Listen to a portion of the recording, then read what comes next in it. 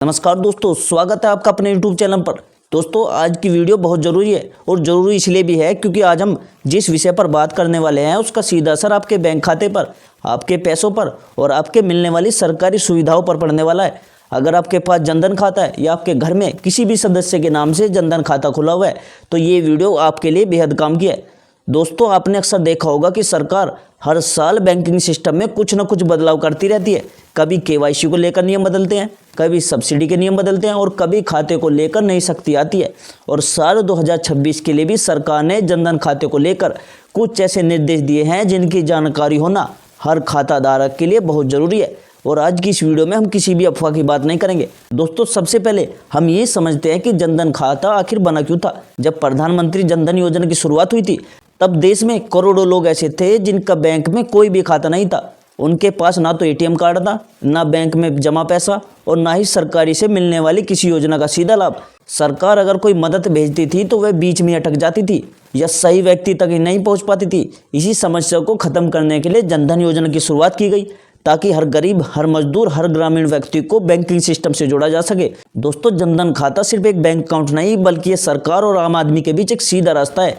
इसी खाते के जरिए गैस सब्सिडी आती है, पेंशन आती है, किसान सम्मान निधि आती है और कई दूसरी सरकारी योजनाओं का पैसा सीधे खाते में पहुंचता है। यही वजह है कि सरकार चाहती है कि ये खाते सही तरीके से चले, एक्टिव रहे और इनका गलत इस्तेमाल ना हो। अब दोस्तों, बात करते हैं 2026 में आए उस बड़े आदेश की जिसके बारे में आज हर जगह चर्चा हो रही है। सरकार और बैंकिंग सिस्टम ने साफ कर दिया है कि अब जनधन खातों को यूं ही छोड़कर नहीं चलाया जा सकता।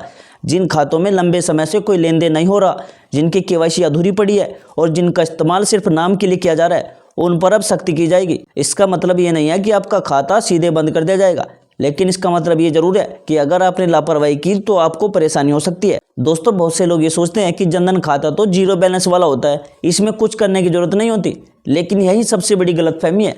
जीरो बैलेंस का मतलब ये नहीं है कि खाता पूरी तरह बेकार पड़ा रहे। बैंक चाहता है कि खाते में समय समय पर कुछ ना कुछ एक्टिविटी होती रहे। अगर सालों तक खाते में एक भी ट्रांजैक्शन नहीं हुआ तो बैंक उसे इनएक्टिव मान सकता है। अब सवाल ये उठता है कि आखिर कौन कौन से जनधन खाते खतरे में आ सकते हैं। दोस्तों, सबसे पहले वे खाते जिनमें 2 साल या उससे ज़्यादा समय से कोई भी लेन देन नहीं हुआ है। दूसरा, वे खाते जिनकी केवाईसी पूरी नहीं हुई, यानी आधार, पैन या अन्य जरूरी दस्तावेज बैंक के रिकॉर्ड में अपडेट नहीं हुए। और तीसरा, वे खाते जिनका इस्तेमाल किसी और के नाम पर किया जा रहा है या जिनका उपयोग संदिग्ध लेन देन के लिए हो रहा है। ऐसे खातों पर बैंक की नज़र सबसे पहले जाती है। यहाँ एक बहुत जरूरी बात समझने वाली है। सरकार का मकसद आम आदमी को परेशान करना नहीं है। सरकार का मकसद ये है कि सिस्टम साफ रहे और जो खाते वाकई ज़रूरतमंद लोगों के लिए बनाए गए हैं वही खाते एक्टिव रहे। इसी वजह से रिजर्व बैंक ऑफ इंडिया ने बैंकों को निर्देश दिए हैं कि इनएक्टिव और अधूरे खातों की समीक्षा की जाए। दोस्तों, बात करते हैं सबसे बड़े डर की। क्या 2026 में जनधन खाता बंद हो जाएगा? जवाब है बिल्कुल भी नहीं। आपका खाता एकदम से बंद नहीं होगा, लेकिन अगर आपका खाता इनएक्टिव पाया गया तो उसमें कुछ सुविधाएं रोकी जा सकती है। जैसे आपका एटीएम काम करना बंद कर सकता है, यूपीआई की सुविधा रुक सकती है और सरकारी योजनाओं का पैसा आने में दिक्कत हो सकती है। कई बार ऐसा भी हो सकता है कि आपको बैंक जाकर दोबारा वेरिफिकेशन करवाना पड़े। दोस्तों, अब ये भी जानना बहुत जरूरी है कि 2026 में जनधन खातों में सिर्फ सख्ती नहीं बल्कि कुछ फायदे भी बढ़ाए जाने की तैयारी है।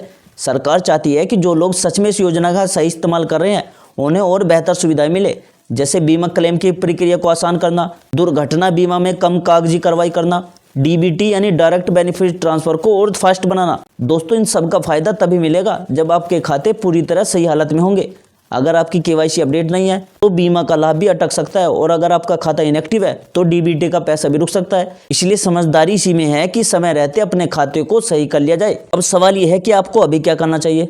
दोस्तों, सबसे पहले आप अपने नज़दीकी बैंक ब्रांच में जाकर ये चेक करो कि आपकी केवाईसी पूरी हुई या नहीं। अगर आधार या पैन अपडेट नहीं है तो तुरंत अपडेट करवा लो। दूसरा, हर 3 या 4 महीने में खाते में थोड़ा सा लेन देन जरूर करो, चाहे 100 रुपये ही निकाल लो या जमा कर दो, उससे बैंक अकाउंट की एक्टिविटी बनी रहती है। तीसरा, अगर आपके घर में माता पिता या दादा दादी के नाम से जनधन खाता है तो यह जिम्मेदारी आपकी बनती है कि आप उनके खाते की जानकारी लेते रहे। बहुत बार बुजुर्ग लोग बैंक नहीं जा पाते और उनका खाता धीरे धीरे इनएक्टिव हो जाता है। बाद में जब पेंशन या कोई सरकारी लाभ रुकता है तब परेशानी शुरू होती है। दोस्तों अब मैं आपको कुछ बहुत काम की बातें बताने वाला हूँ जिन्हें आप बोनस टिप समझ सकते हो। देखो, बहुत कम लोग जानते हैं कि जनधन खाते से भी आप छोटी छोटी सेविंग शुरू कर सकते हो। आप चाहे तो इसमें रिकरिंग डिपॉजिट जोड़ सकते हो ताकि हर महीने थोड़ा थोड़ा पैसा बचाया जा सके और इससे आपकी आदत भी बनेगी और खाता भी एक्टिव रहेगा। एक और जरूरी बात यह भी है कि अगर आपकी आर्थिक स्थिति पहले से बेहतर हो चुकी है तो आप जनधन खाते को नॉर्मल सेविंग अकाउंट में बदलने के बारे में भी सोच सकते हो। इसमें कोई बुराई नहीं है। जनधन खाता एक सुविधा है, मजबूरी नहीं। जैसे जैसे आपकी ज़रूरतें बढ़ती है वैसे वैसे आपको अपने बैंकिंग ऑप्शन भी बदलने चाहिए। दोस्तों 2026 में जनधन खाते को लेकर सरकार का संदेश बिल्कुल साफ है।